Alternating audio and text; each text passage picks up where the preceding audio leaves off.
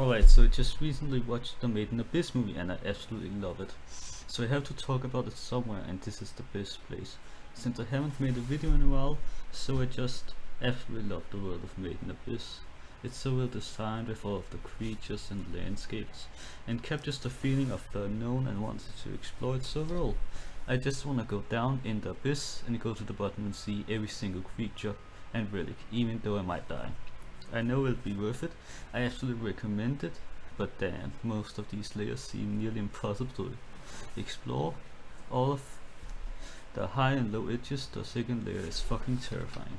Not be able to do it with the high trees and being able to fall and die in a flash, and the third layer is even worse. It's just a giant goddamn hole that goes down into nothingness. Luckily there are small tunnels, but they don't all connect, so pretty fucked if you can't climb.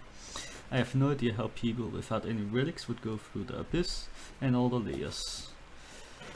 But it just gets worse and worse the lower you go. I haven't even talked about the creatures like the giant flying monsters in the middle of the third layer, willing to murder anything that it sees, and the giant flying snake, which is doing the same but to a worse degree. You aren't even safe from the people, because most people that have gone down to the lowest layers are morally corrupt or lucky, because the abyss does something to a person. Then there's Bondrewd, the leader of the Sovereign of Dawn, which is even more morally corrupt than just insane people.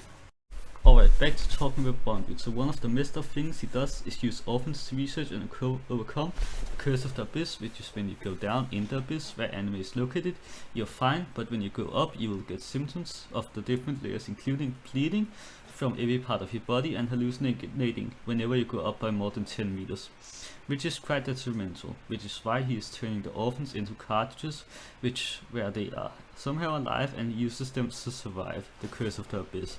And he bonds with every single of the kids, so the cartridges actually does so he doesn't die from the curse of the abyss. From his countless orphan experience, he has found out you only survive if you have an emotional bond with them. Meaning he has bonded with every one of the orphans. He has actually turned into tools to let them survive, and he might or might not have actually been emotionally attached to them. It is left kind of unclear, but I do believe he uses emotions as a tool to survive.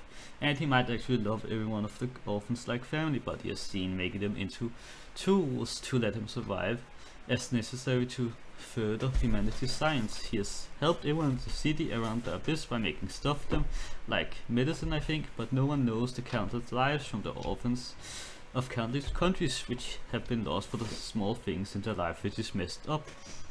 He does every single thing with an enthusiasm which is scary, like complimenting the people who's killing him, because how they killed him was simply so creative and well done. But it might be with the relic he has named Soaholic. Damn, I love the names of these things in the abyss, in Made in Abyss, which lets him plant his consciousness into other people, meaning he is pretty much immortal, but it's furious to have moved his humanity.